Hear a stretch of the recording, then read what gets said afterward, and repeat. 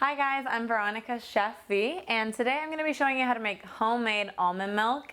It's really easy. It might seem daunting at first, maybe some of the processes or some of the utensils that you might need, but I'm really going to show you how easy it is, and the difference is amazing compared to store-bought almond milk. So, the first thing you're going to need to do is soak the almonds overnight for about 24 hours. So I just soaked 1 cup of almonds with a couple of cups of water and soaked those in the refrigerator overnight. So now what you want to do is strain the almonds and get rid of all that water. Okay? So a lot of the time when you soak nuts, it's extracting all of the dust or any toxins that might be attached to the nuts. So soaking is actually improves the nutrition of the nuts. After soaking the nuts, we are going to add them to our Vitamix with 4 cups of cold water. Okay, just almonds and water. And now we will put it in the blender and blend on high for a couple of minutes, okay?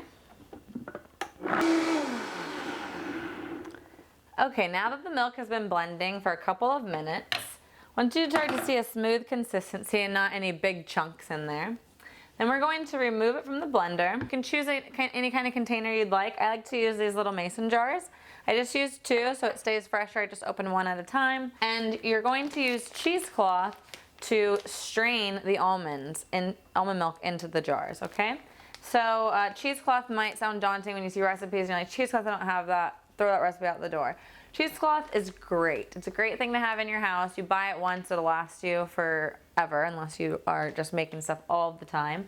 I use it to make nut cheeses, nut milks. You can use it to squeeze lemons so you don't get seeds into things. You can use it for all kinds of things, stocks, cooking fish and chicken and water, like poaching them. It's used for so many things. It's great to have around. It's a great tool. You buy it once, it lasts forever, so I highly recommend having this in your kitchen. It's one of my great kitchen tools.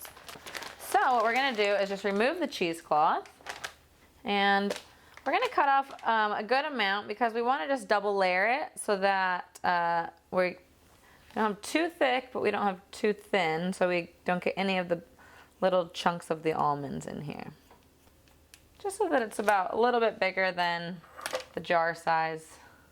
I'm going to go ahead and pour it into here first, just so we don't have so much at one time. Oh, this looks like such a great consistency. Okay, and we just want to pour it into here slowly, so it's not overflowing. And the milk should seep through.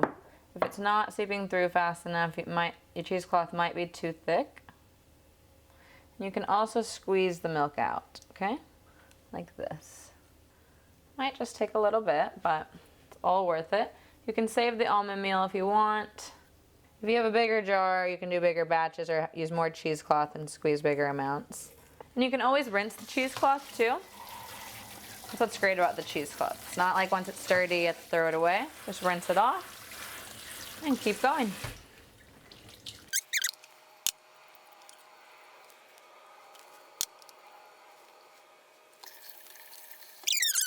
Okay, we're almost done. So just probably the last squeeze right here. Okay, so now you have your own homemade almond milk.